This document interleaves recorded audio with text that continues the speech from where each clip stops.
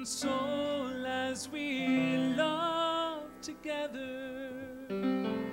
Young and old we will sing together, together in one song. Come together, from different worlds we are drawn together. In our own way we can pray together. Together we are strong.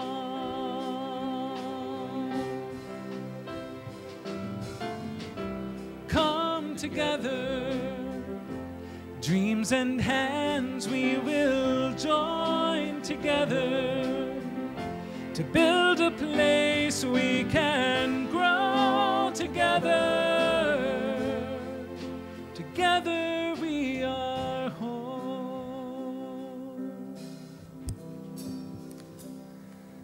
As we gather together this morning, coming from many places, we take a moment to move into stillness. With eyes closed and a bit of imagination, we experience an inner spaciousness. Without effort, my heart beats, my lungs breathe, my blood flows. I am a part of the one, the divine ordering of all things unfolding. I arrived this morning very much in motion. For a moment I stop and I notice the motion I am. Within me, around me, life always in motion. Life is dynamic. Life will not stay the same. The reality of change both vitalizes and frightens me. So I dance. I dance in the stillness, now and whenever I need to find my bearings, my ground. Silence and stillness, calm and smooth my energies, opening doors. Through an opening comes direction, focus, connection, compassion, and faith. I release my certainty and embrace a willing ignorance. I don't know what will come exactly, simply that it will come in right order, divinely unfolded. Our courage and willingness to not know together create a space for the divine to express. We become agents for the healing of our world. We are humbly grateful to love a new world into being. And so it is. I see God in you. You see God in me. One path, one vision, one family.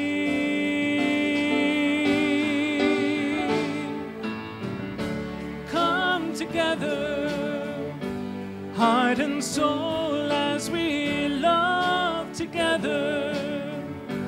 Young and old, we will sing together, together in one song, together in one song, together in one song.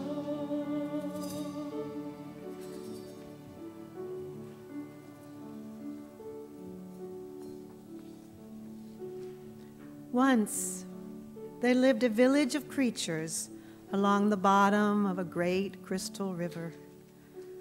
The current of the river swept silently over them all.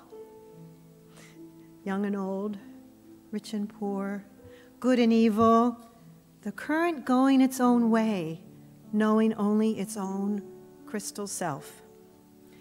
Each creature, in its own manner, clung tightly to the twigs and the rocks of the river bottom, for clinging was their way of life, and resisting the current was what each had learned from birth. But one creature said at last, I am tired of clinging. Though I cannot see it with my eyes, I trust that the current knows where it is going. I shall let go and let it take me where it will. Clinging, I shall die of boredom. The other creatures laughed and said, Fool, let go, and that current you worship will throw you tumbled and smashed against the rocks, and you will die quicker than boredom. But the one heeded them not, and taking a breath, did let go, and at once was tumbled and smashed by the current across the rocks. Yet in time, as the creature refused to cling again, the current lifted him free from the bottom, and he was bruised and hurt no more. And the creatures downstream, to whom he was a stranger, cried, See, a miracle! A creature like ourselves, yet he flies. See the Messiah come to save us all? And the one carried in the current said, I am no more Messiah than you. The river delights to lift us free, if only we dare let go. But they cried the more, Savior! All the while clinging to the rocks. And when they looked again, he was gone. And they were left alone, making legends of a Savior. In the light, I am as God created me. In the light, in the love, in the glory. That's it, okay. I am as God created me. In the light, in the love, in the glory. I am as God created me. In the light, in the love, in the glory. I am as God created me. In the light, in the love, in the glory. I am as God created me. In the light, in the love, in the glory. Good morning. So next weekend, I'm kind of excited about a little outing that the YOUers and the Uni Teens are doing together. We get to go on Saturday and see a play that Stephen Colfus is in. And so I'm super excited about that. Yeah, and then the other upcoming fun things, YOU is having a lock-in April 27th. So we will be taking over the church and spending the night again. And we're also having an Easter egg hunt on Easter Sunday. And we're going to have bunnies out front again. So it's going to be super fun. And there'll be photo opportunities. And you can pet the bunnies. So please help us in joining or blessing our youth. Thank you for being our family. Thank you for being our friend. Thank you for blessing and teaching us. God bless you. Amen. In the light, in the love, in the glory of Stephen? God I am. Stephen, I'm sorry. Would you let those of us who were here last night appreciate you in person, please?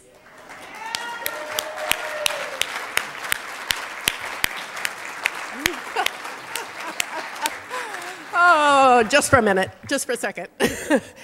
Stephen sang for us, and he wasn't able to be here last night because of this production he's in, and so we had him on the screen, and it was wonderful. So, thanks.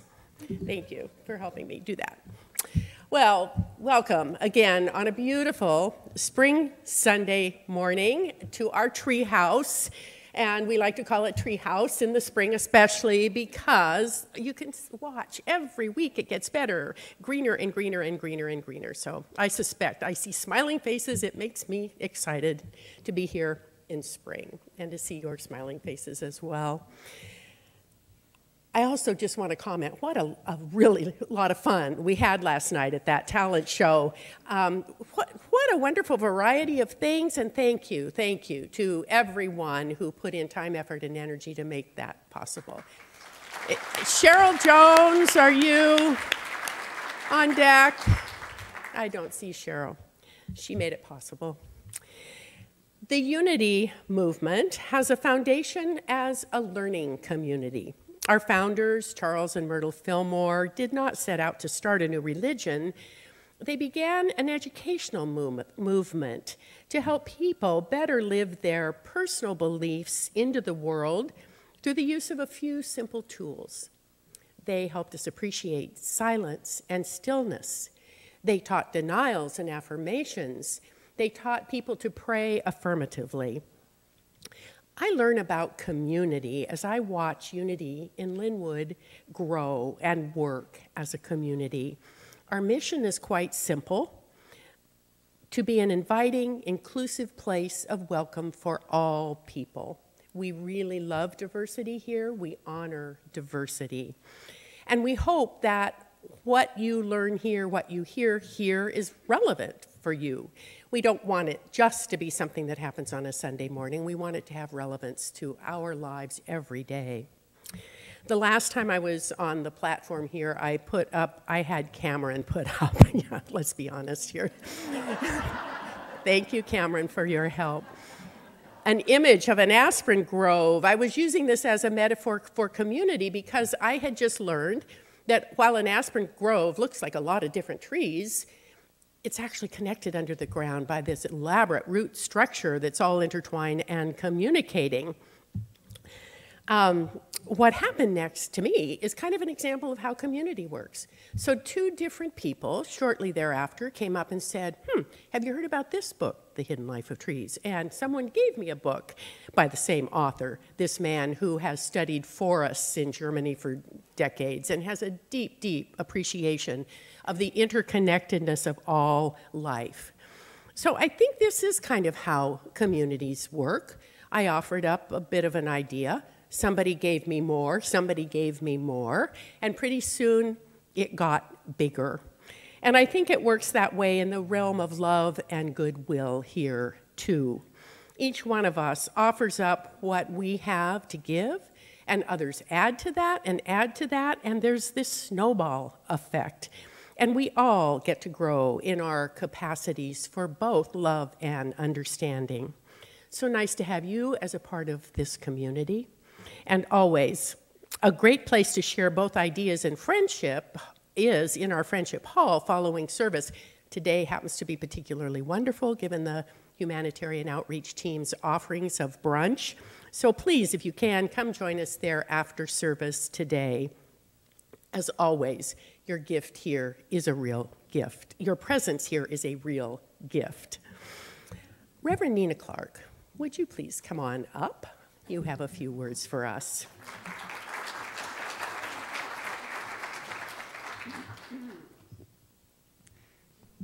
Wow. You never know who's sitting behind you when you're sitting up front. It's like, wow. Good morning. Did you know that people write books about church growth? I recently have found that out. And why that's important is that as a church grows, there are needs that a congregation has that really don't change, but as the church grows, how we meet them needs to change because there are more of you. So right now we're in a particular phase, kind of transitioning between a pastoral phase and a program phase. And so we're looking at how we can meet the many and diverse needs of our community without burning people out. And so one of the things that we're doing in conjunction in support of that is we're moving some of our leadership positions around a little bit, which means that I am going to be stepping into leadership leadership training, leadership support, and also I'm going to be supporting our small groups ministry, which means that this sacred service position became vacant. What were we going to do? I know. And so we started looking. And we thought, who is showing some leadership abilities? And then we thought, who is showing enthusiasm for that kind of a position? Well, we didn't have to look very far. Michelle Von Eyck, would you step forward, please?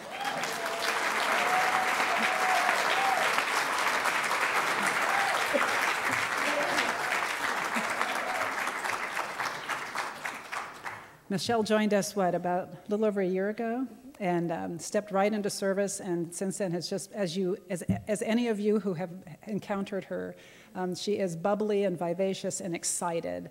And so it was with great joy that we are now giving her a new name tag that says Service Coordinator. So there we go.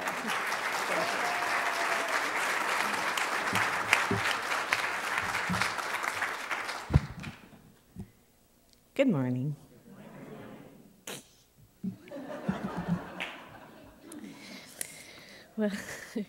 Well, when I decided that UIL was going to be my home, I knew that I needed to do something to keep me from going to my fearful and introverted shell that I have, which we all know I don't have anymore. So I went to Reverend Nina and told her that I wanted to volunteer to combat this issue. So she suggested the welcome team, so I started my volunteering with the welcoming team the second or third week when I started here at UL. I really enjoy serving on the welcome team, and this position has really opened my eyes to the human experience of connection and how we all are united together. So I found this poem that I would like to share with you by Janice Walkden. Why there are wars, the hatred and fear, the suffering of others, and the ones we hold dear. I'll think to myself, what madness here lies? In this earthly sphere, it hurts my eyes. Then I see someone lending a hand to a complete stranger, and it wasn't planned. Wasn't done for reward or any type of pay. A smile and a thanks was enough to convey. The brotherhood of man is still going strong. It's our spiritual family to which we all belong. It doesn't matter about our color or creed, or even our faith when we help another in need. And that is what I see and feel here every Sunday, and I feel excited and honored to step higher into service with my spiritual family here at UIL. And to begin that step, I would like to call forward Tori Horseman and Len Hardman, please. Hardin.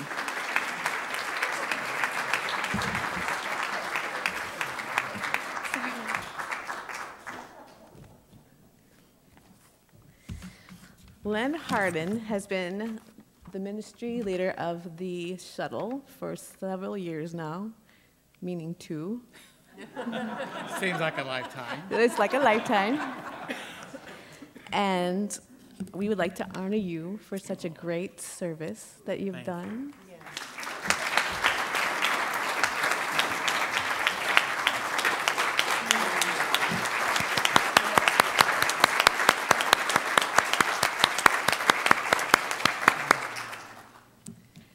And Miss Tori Horseman is going to be his replacement, and I would like her to come up and introduce herself.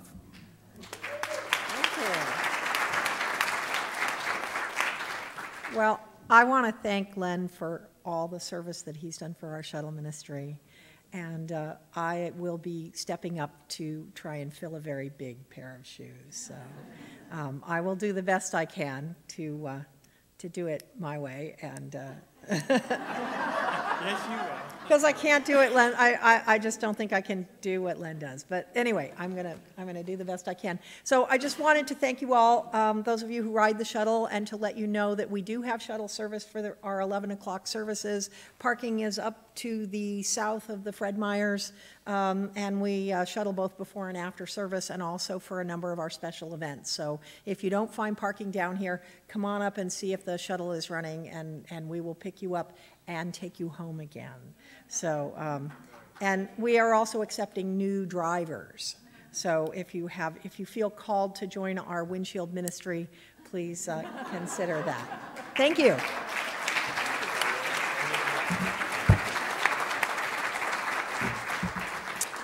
Thank you to all of you, and congratulations to those stepping into new responsibilities. As I mentioned earlier, affirmative prayer is an important tool in unity. Unity author Linda Martella Whitsett wrote this about prayer. She said, "Our words and our methods of prayer derive from our sense of identity. When we view ourselves as only human," which I assume she meant small, flawed, "we pray from a God consciousness of powerlessness. When we realize our divine identity, that part of us that is inexhaustible supply, we pray from divine consciousness." Isn't this our work? Finding a way, each of us, to feel into this enormous reality. I can't really think it. It's bigger than that. We can never be separate from the supply of good that runs through all of life. That's a very big reality. Sometimes I do this best in silence. Other times it might be praying out loud. It might be praying with others. I think over time, it's true for me, our unique ways might change. They might morph a little bit. In unity, we are free to explore like that and to find what works best, most authentically for each of us. Today happens to be Prayer Sunday, so you are invited to join our prayer chaplains in the family room to the back of the sanctuary for what we call a divine wholeness session. This is a silent, sacred time of being supported as you open to the movement of the Holy Spirit in you. As always, our prayer chaplains come up at the end of our service here, ready to meet with anyone seeking one-on-one individual prayer support. And I'll quickly remind you of the other easy ways we have of accessing them and their support for us anytime. There are prayer slips in the back of chairs in front of you. That's a place you can write a prayer and drop it into the offering basket. We have the confidential prayer line that we can call any day, any time of day, and also the online prayer request line through our website. And if some of you have downloaded a Unity app on your phone, then you can find a link with 2 or 3 clicks for leaving prayers there as well. And our prayer chaplains don't just work for us on Sunday. They are busy during the week praying over those prayers offered. Those of you, they have purple stoles. If you are here today in service to us, would you stand so we can acknowledge you and thank you?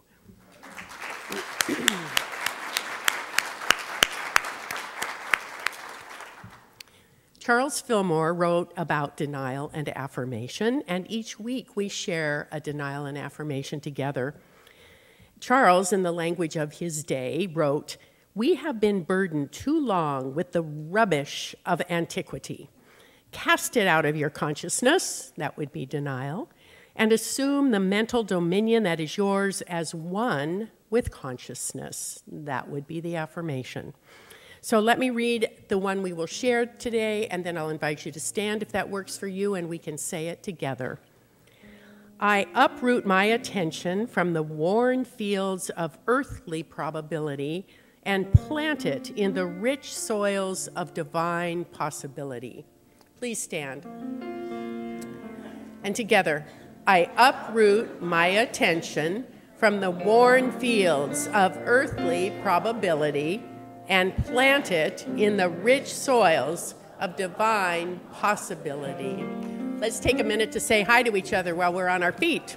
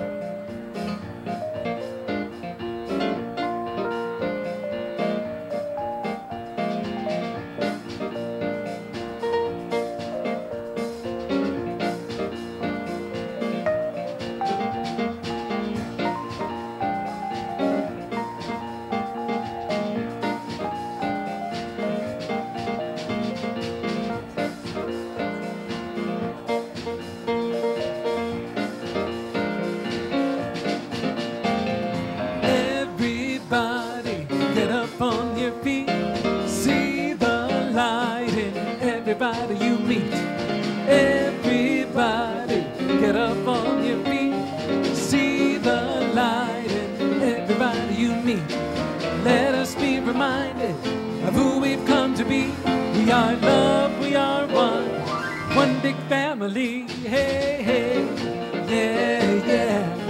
Hey, hey, hey, yeah, yeah.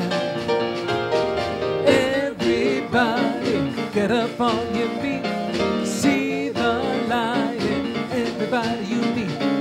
Everybody get up on your feet, see the light in everybody you meet. Let us be reminded of who we've come to be. We are love, we are one big family. Hey, hey, yeah, yeah.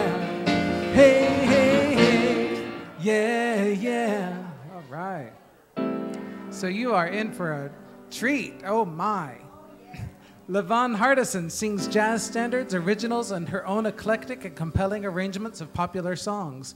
She uses her background in musical theater, opera, and jazz as a foundation for her accessible, joyful, and engaging musical explorations.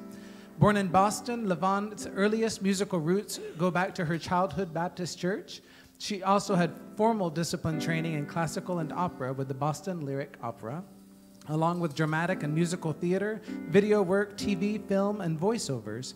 She was a featured performer at the 2009 Festival of World Sacred Music in New Delhi, India. In 2016, she won the Seattle Sister Jazz Vocalist Audition at Jazz Alley, claiming the prize of a jazz-soaked journey to Japan, performing in Kobe, Osaka, and Tokyo. Will you please welcome LaVon Hardison?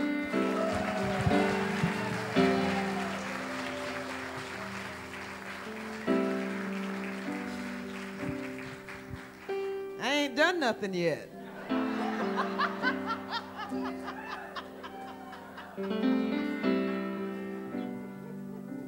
Y'all are easy.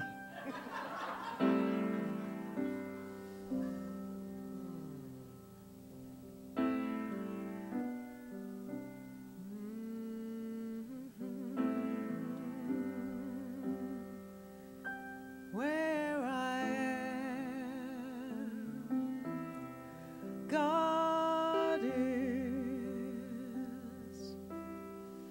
Where I stand, God is standing strong. Where I breathe, God is breathing life in and out and through me.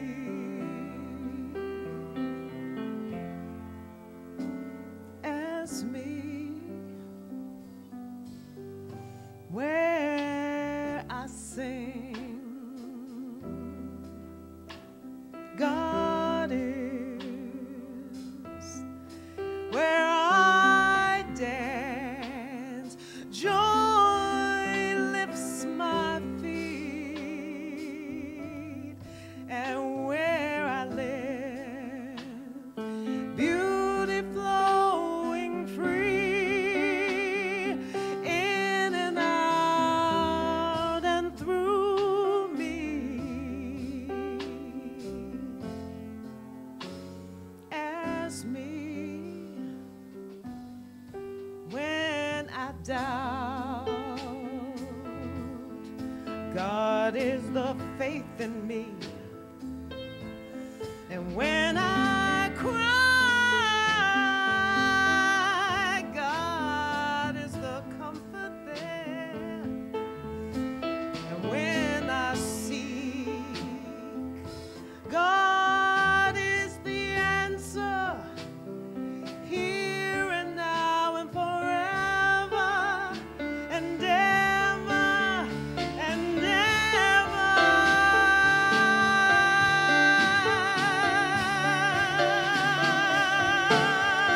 When I speak,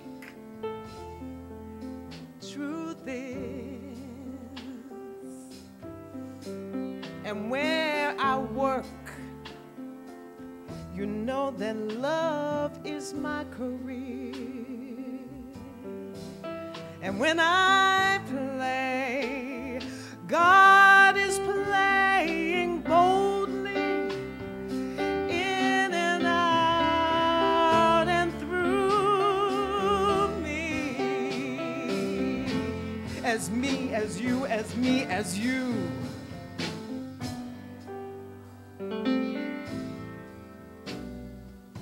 God is because you are. God is because you walk your dog, you tell a joke, you cook a dinner, you hug your friend, you love your life, you paint your house, you see the sun, you plant a seed. God is. You live, you love, you cry, you grow. God is. You are. God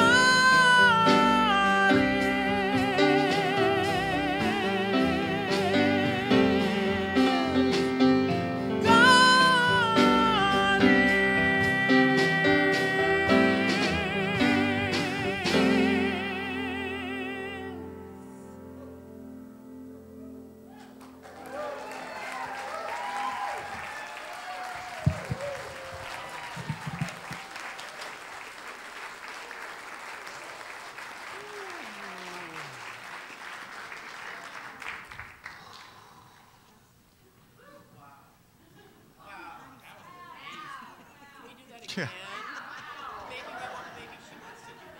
Maybe she wants to do that again. I agree.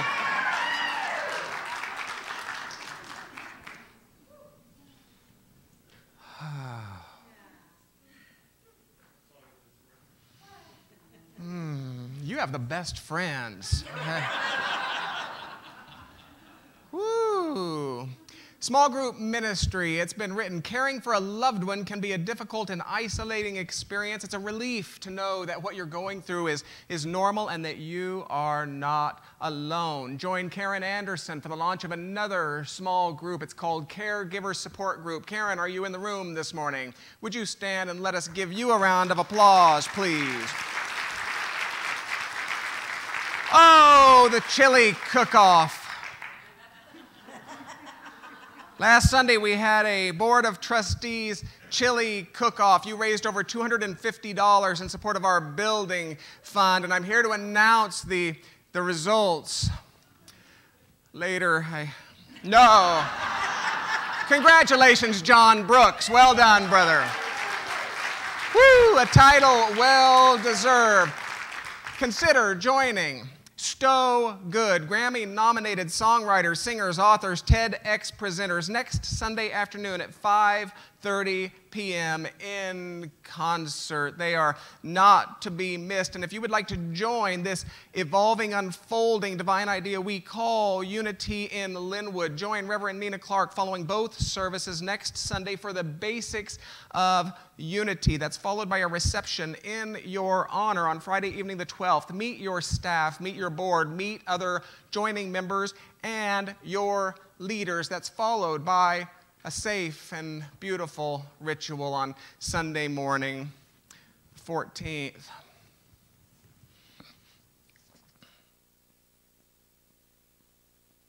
When was the last time you restocked your spiritual tool chest?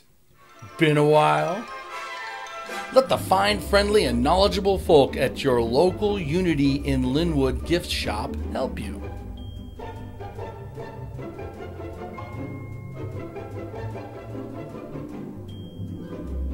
The gift shop has everything from Unity principles to reflective meditations, sure to enhance any spiritual practice. But wait, there's more. If you act now and mention that you saw this ad on the UIL On Stage Best Ever Talent Show, you can receive up to 20% off of select items. Hurry, you do not want to miss out on this opportunity to restock your spiritual tool chest today. Offer ends on April 1st, 1 p.m.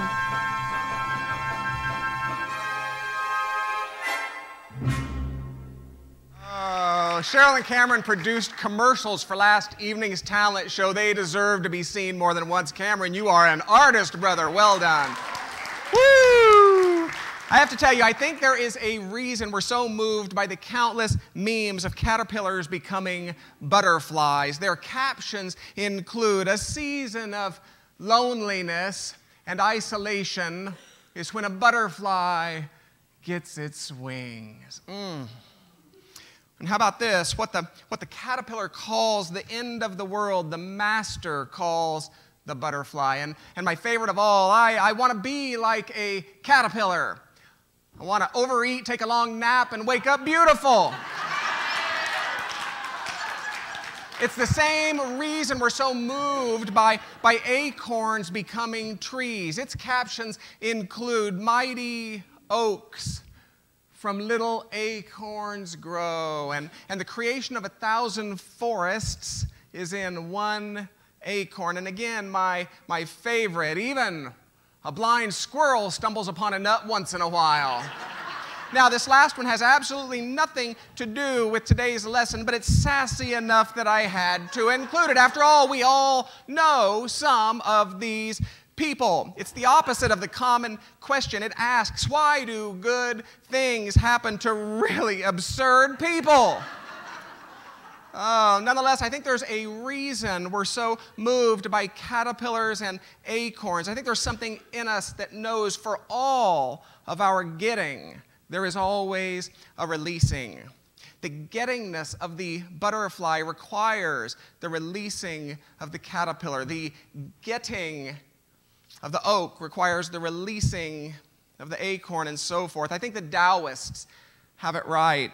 At this level of reality, there is a seeming duality that is bound together within a beautiful unity, up and down, light and shadow, warm and cool, and yes, getting and releasing. It's just that we like the getting more than the releasing.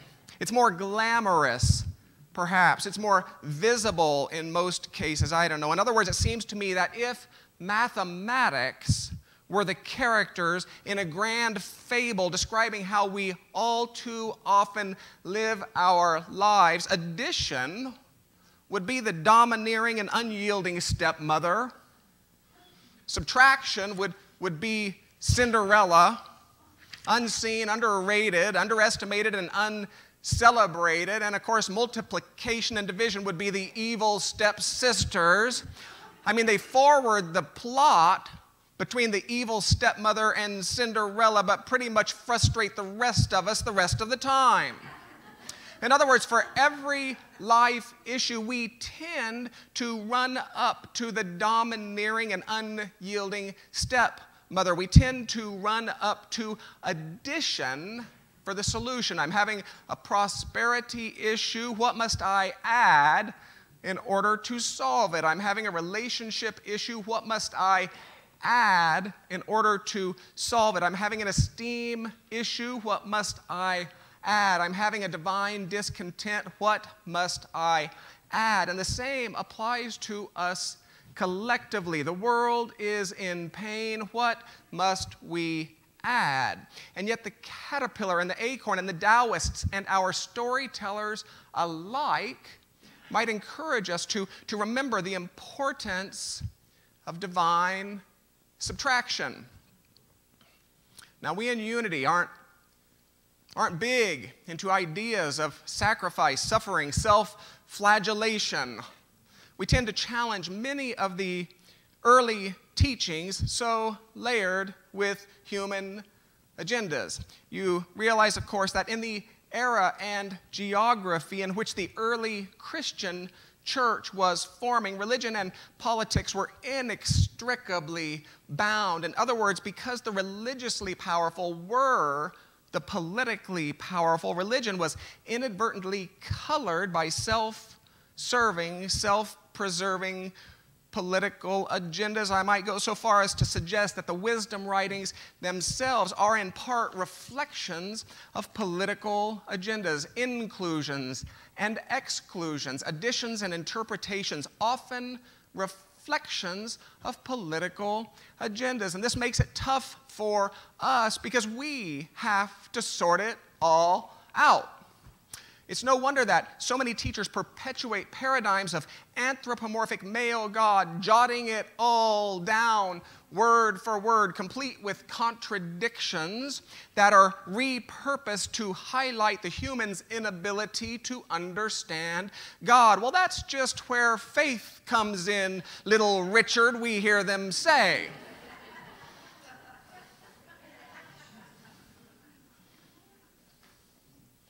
So we tend to challenge many of the early teachings. As one example, we in Unity don't teach or perpetuate the early church construct of humanity being the product of original sin. We don't teach that the nature of life is something wrong. We teach that you are an expression of, an emanation of God, something of an original blessing, perhaps, that unless you are the one creation capable of standing outside of the allness we call God, you are divine life, equal in value to all life and heartily deserving of an incarnation of honor and respect and love. We teach that the nature of life is something right. So in our exploration of the Lenten season, to this point, we have not been foregoing those C's chocolates. We have not been foregoing Coca-Cola. We haven't been foregoing Taco Time's Mexifries. Now, why those are called Mexifries is another topic for another Sunday. In my world, those will always be tater tots. Thank you. It's so nice not to be alone. And perhaps humanity could benefit from the idea that while Taco Time calls them Mexifries and I call them tater tots, we would do well to spend less time arguing over the individual language and more time uniting in the universal experience. We would do well to spend less time separating over Mexifries and tater tots and uniting in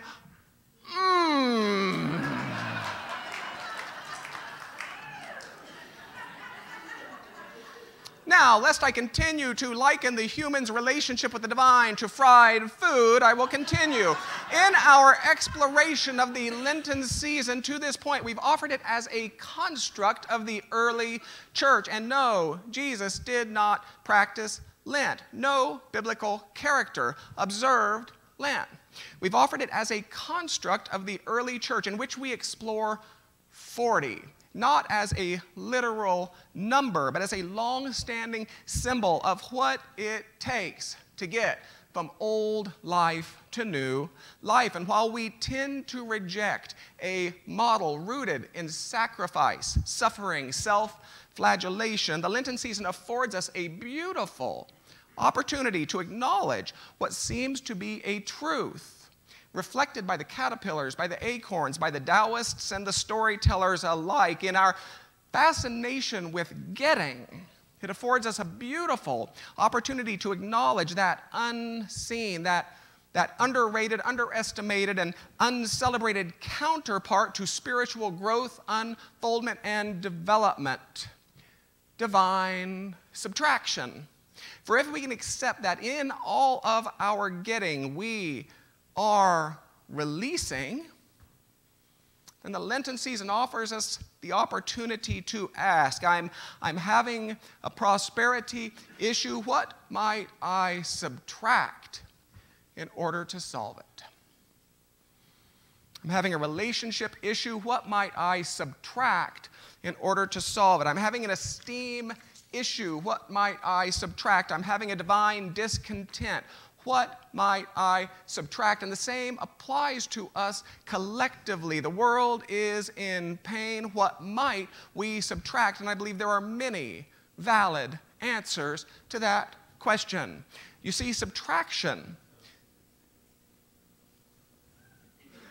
Subtraction is all too often perceived as the unwelcome stepdaughter of spiritual growth, unfoldment, and development, but it's really not so. For at the core of the Lenten season, at the core of the Christian tradition itself, we find something of a model in which we are to be born to something new, and we are to die to something old. In other words, while we love the domineering stepmother, let us remember that in the end, the glass slipper always belongs to Cinderella. Now, we don't really teach fate or destiny or a personified God who has a specific will for your life, a master puppeteer relegating you as little more than a mindless bean-filled sack of cloth reduced to spouting various iterations of, well, this happened, so I guess it must be God's will. And, well, that happened, so I guess it must be God's will. The God idea isn't an idea of pointed predestination. It's an idea of expansive possibility that is activated through human choice and human decision. So having said this, let me ask, having a prosperity issue, if the nature of God is sufficiency, what if God's desire, for lack of a better language, what if God's desire is for you to express greater sufficiency? Having a relationship issue, if the nature of God is love, what if the desire of God is for you to express greater love? Having an esteem issue, if the nature of God is wisdom, what if God's desire is for you to express a greater wisdom? Having a divine discontent, if the nature of God is life itself, what if God's desire for you is to express greater life? And the same applies to us collectively. The world is in pain. Well, what if God's desire is for us to express all that we know God to be? I have to believe that Jesus' kingdom of heaven, John's New Jerusalem, King's beloved community, all are expressions of this question. In other words, what if there is something of an evolutionary impulse that is always working for a highest universal good, and while humanity has a unique capacity to delay, to derail, deter, and deny that evolutionary impulse, in any given moment we can release all petty arguments, release all narcissistic behaviors, release all greedy motivations, and return ourselves individually and collectively into the flow of that evolutionary impulse.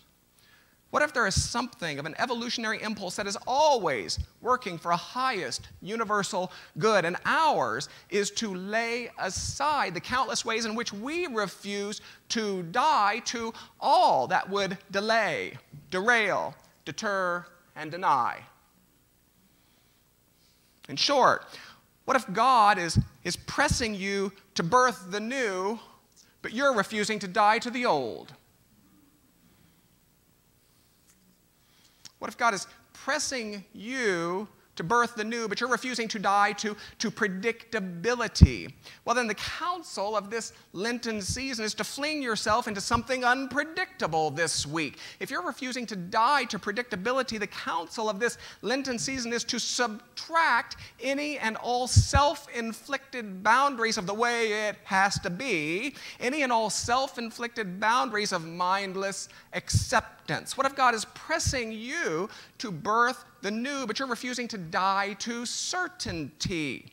The counsel of the Lenten season, then, is to stand courageously in the mysteries and vulnerabilities of the unknowable, to walk through the shallow waters to the deep end, and to stand tippy-toe, as we used to say, courageously over your head, trusting that the waves of consciousness will return you to higher ground than that from which you departed.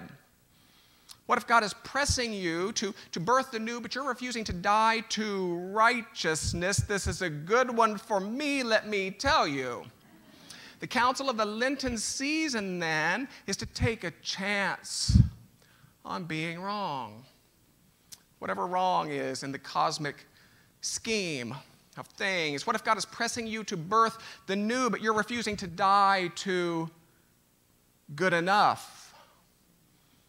I think this is the toughest one of all, for there's an aspect of self that would keep us suspended just above that pain threshold. Some call it rock bottom, just above that pain threshold that catapults the human creature back onto the spiritual path. Its battle cry is some iteration of this: well, it's not soul satisfying, but the bills are paid.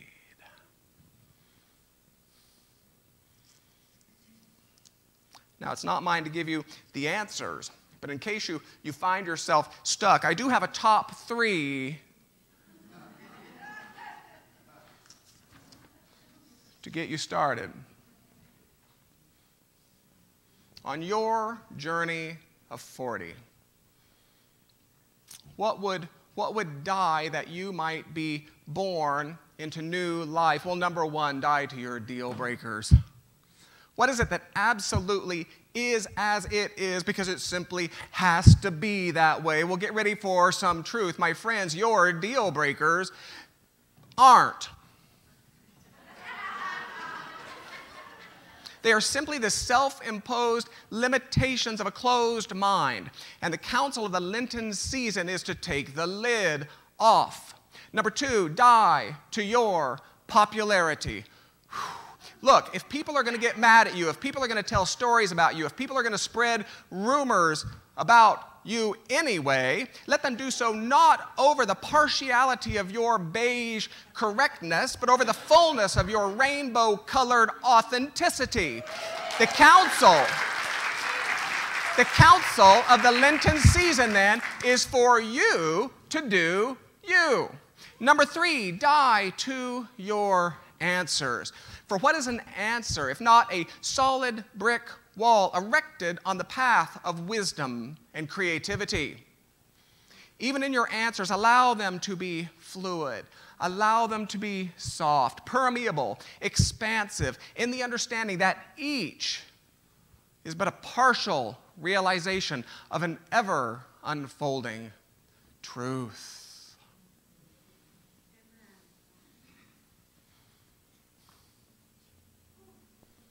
Bring it on, everything new, everything different, everything true.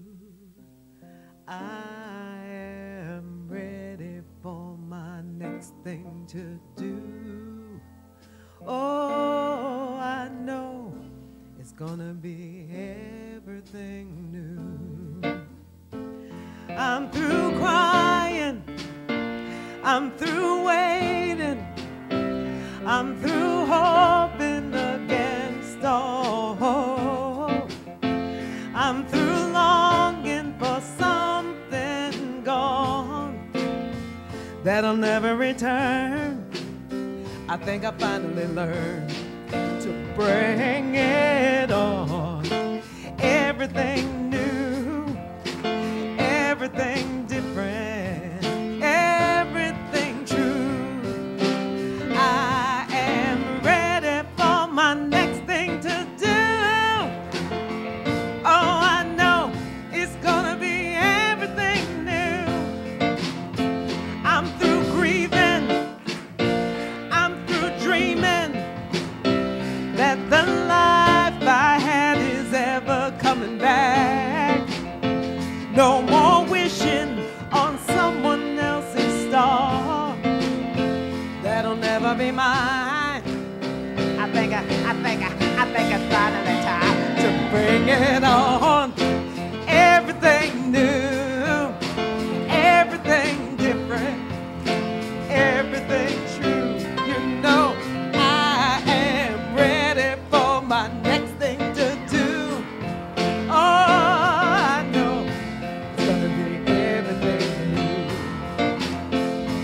I've survived many times before. I've had a broken heart and I've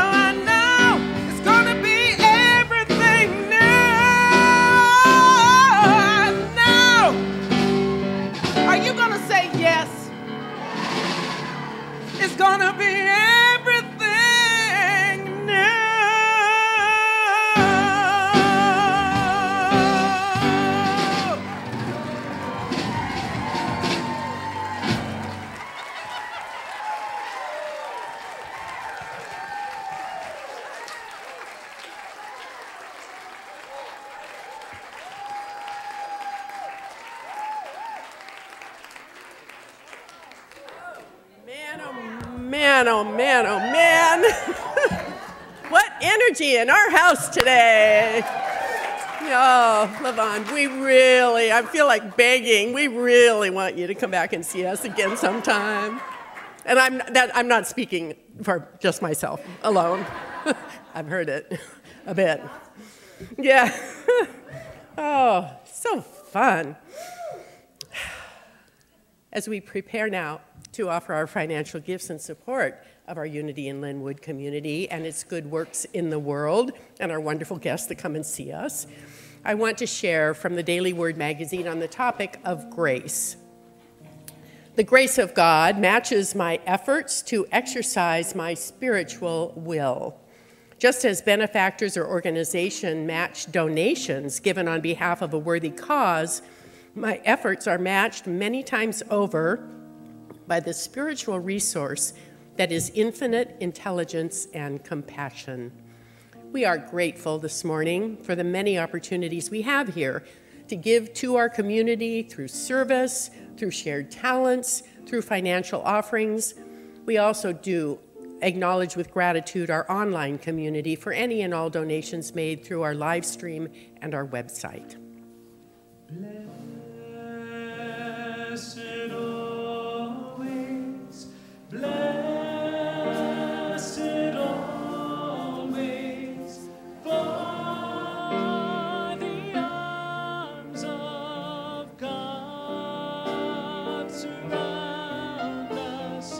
Let our joy be so triumphant that we rest in God and say amen. Blessed always, blessed always, for the arms of God surround us.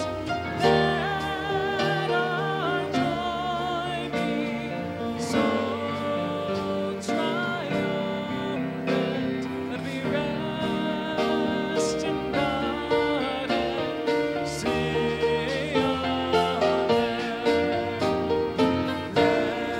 Blessed always,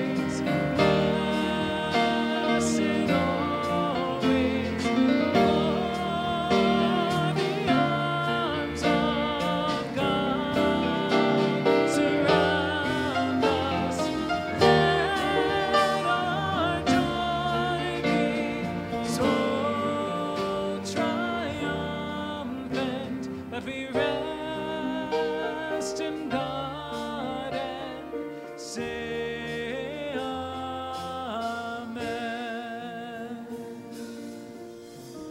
Let's share our offering affirmation together. God is my source. God is our source. And that source supports the evolving, unfolding, soul-stirring idea that is unity in Lynnwood in miraculous ways. And so it is. Thank you, ushers, for this service among many other services the two of you do. Many hats, many hats. We do love to meet new people here at Unity in Lynnwood. If this happens to be a first week for you to come visit us, we would just love to simply give you a little round of applause. If you would wave your hand, if you are new today, we could do that. And I don't see waving hands. So I will just mention that, again, if you're new-ish, there's a newcomer's card in the back of the seat in front of you. That gives you a little information. And some of us may need to update from time to time our contact information. The Stay in Touch card there in the back of the chair in front of you would be a good vehicle for doing that. And now I would like to call Welaine Sharples and Daniel Kalfas up. They have a lovely announcement for us.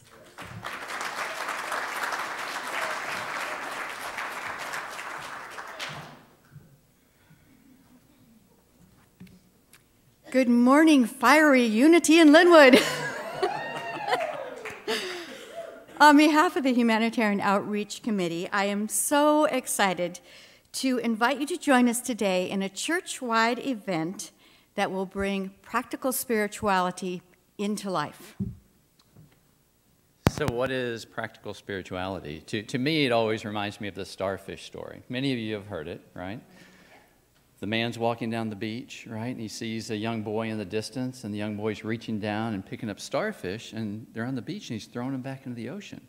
And the man walks up and shaking his head, and he says, "What are you doing? You can't possibly save all these starfish. Does it matter?" And the boy looks up at him, he says, "It matters to this one." That's what practical spirituality is to me. So today we are introducing, and for those of us who have been planning this for a while, it kind of feels like an unveiling, a church-wide event to happen on August 3rd to reach out to a needful homeowner and change their life for the better through a one-day home makeover.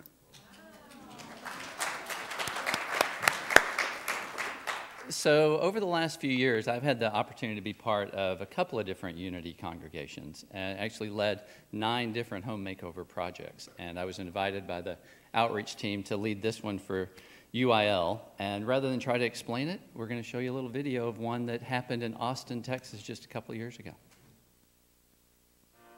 Thank you for being a friend. Travel down a road and back again. Your heart is true, you're a pal and a confidant. Well, it's amazing because I've been like trying to save money to get a few projects done, and then to see it all get done all at one time, it's just the transformation is just wonderful. And especially because of the volunteers and their spirit, and they're just so enthusiastic about doing it, and I'm just amazed at all the love they're pouring into it, like if it were their own. I am just very thankful and appreciative of everyone's help, and going even beyond what I would expect a volunteer to do. So I was diagnosed with bone marrow cancer, and I went and had a bone marrow transplant in San Antonio. So all my, my future was like up in the air. What I had thought my life was going to be was like suddenly was uncertain. I will stand real close and say thank you for being a friend. I want to thank you. Thank you for being a friend. I want to thank you. Thank you for being a friend. I want to thank you. Thank you for being a friend. I want to thank you. Let me tell you about a friend. I want to thank you. Thank you for being a friend. I want to thank you. Thank you for being a friend. I want to thank you. Thank you for being. Yes, I can't believe all these things that they're doing. I thought they were just going to come and retouch whatever they didn't finish. But look at all the repairs that they're doing. I can't believe it. I mean, oh, I'm so happy. I want to thank everyone that has helped. I know probably people had donated materials, and I'm very appreciative. And all of this is happening in one day, and I just, I'm just so overwhelmed and so thankful. And I couldn't believe it because, sometimes you get old and sometimes you can't afford it.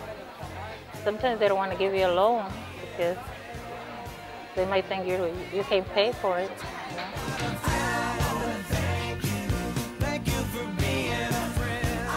And God has heard our prayers and their prayers, and I think that's why He said you.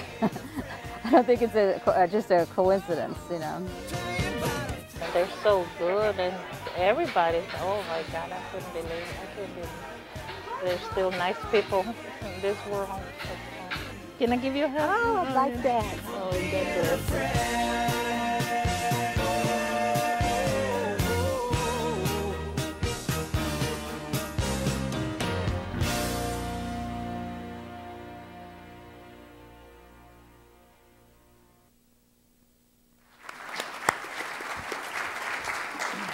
So Unity in Lynnwood, I'm here to tell you we can bring that vision to reality, and Elaine's going to tell us how. So there's a number of ways you can help. First of all, you can help by donating to, we need $750 for this project. You can do that in the gift shop or back at the special registration table at the back of the sanctuary via credit card or cash.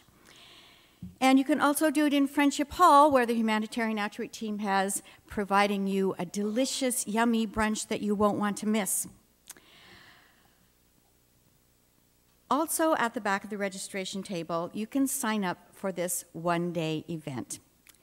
And lest you think that you have to be a carpenter or a plumber or a painter to do this, there will be a way for everyone to help, from cleaning to gardening to passing out snacks. You saw that large crowd there. We're hoping for over 100 members and friends of Unity to join us on this project. Also, we're looking for 6 to 8 people who would be willing to be part of a leadership core team. We will meet periodically over the summer, with the first meeting in a couple of weeks. So if you're interested in that, you can also sign up at the back of the table. I am so incredibly grateful to Daniel for bringing this project to us. I have had and holding a vision for something exactly like this, where we as a community can interact with each other and interact in the community. And I think everyone who is involved is going to be so filled with love and gratitude and blessings that no one is going to want to miss it. So come on back and register after the finish of this amazing, amazing service, you guys.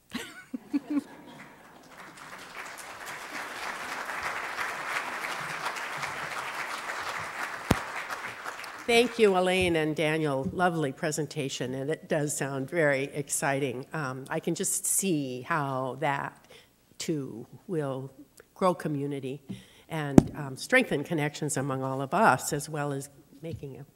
They said it, I don't need to say it again. It sounds very exciting. I want to let you know that today's beautiful flowers are dedicated for Barbara Thorpe in honor of her birthday, and by Mark in honor of Shelley Frederick's birthday. If you would like to offer a dedication, please register at the gift shop for as little as $10. While you're in the gift shop, remember there's that 20% discount, you can check out the greeting cards by Artist of the Month, Kitty Okamoto, whose paintings are also featured in the new Artist Hallway installation. Thank you, Nelia Fajardo, for your vision and your leadership. Health and Wellness Ministry presents Qigong, offered on 4 Saturday mornings beginning in April 6th. This ancient Chinese healthcare system integrates movements and breathing to bring revitalization and balance to the body, mind, spirit. The class is geared for beginners and will be led by Anila Goldie, who has lots of credentials here and experience. Adult Education presents the 12 Powers class starting on Tuesday, April 9th. Explore and experientially apply the 12 Powers system as a way of realizing and releasing your inner divinity. Our doctor, he's here someplace. Our Dr. Richard facilitates. Join the fun of sprucing up Unity in Lynnwood's beautiful grounds on Saturday, April 13th at 9 a.m. Bring gloves and garden tools. Lunch will be provided. And if Cheryl Jones is in the house, but no, she's not. I realized that earlier, but I had forgotten. She makes it a lot of fun. Get your tickets for Metamorphosis for Saturday, April 13th at 7:30. Join Unity in Lynnwood's resident chamber ensemble, Serna Bea, and pianist Lee Tan Su as they explore the concept of transformation featuring the music of exclusively female composers. Tickets will be $25 for general admission or $20 for students and seniors. Purchase through our website or through the Unity app or through evite.com. Please join Unity in Lynnwood's prayer chaplains, Matthew Wilson, Reverend Nina Clark, and Dr. Richard Loren Held for our Holy Thursday service on April 18th at 7 p.m. This introspective service reflects events of Holy Week, including communion, foot washing, a 12 powers meditation, and personal candle lighting. So for all good things happening at Unity in Lynnwood, please remember to swing by the Welcome and Information Station. This morning we have the Humanitarian Outreach Team Corner. And always go online, unityinlynnwood.org, Facebook page, calendar page of our website for all the things that are happening. LaVon has some amazing product for sale in Friendship Hall. How could you not want to take that voice home? So please stop in there and support her. And if you want to sing in the Easter choir, go grab some food, come back, rehearsals start today. If you'll join me, we'll sing our peace song.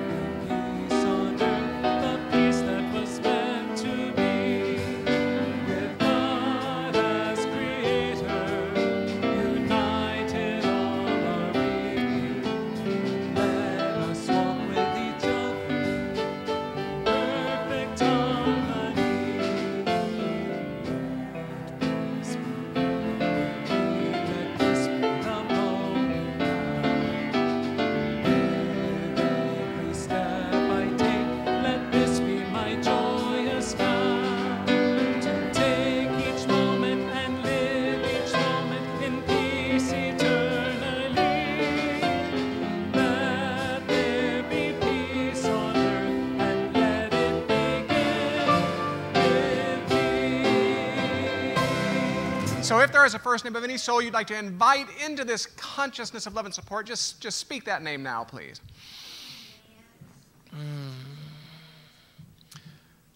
All right, so yet again, on behalf of those names offered, whether with the human tongue or the human heart, it matters not. On behalf of all who have turned anything of a spiritual ear, anything of an awareness, anything of a receptivity to this powerful conversation, we stand in all that we hold God to be. We stand in that wisdom that is ample. We stand in that love that is ample. We stand in that sufficiency, ample to any sense of need. And yes, we stand in life itself. This is the gift we give. This is the prayer we offer. In closing, we lift our voices then with faith and with great boldness as we speak these words of benediction. There is one power and one presence in, through, and around all creation.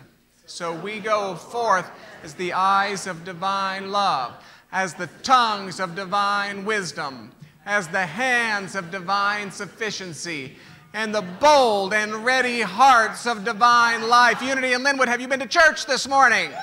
Then let's hear it. Have a great week.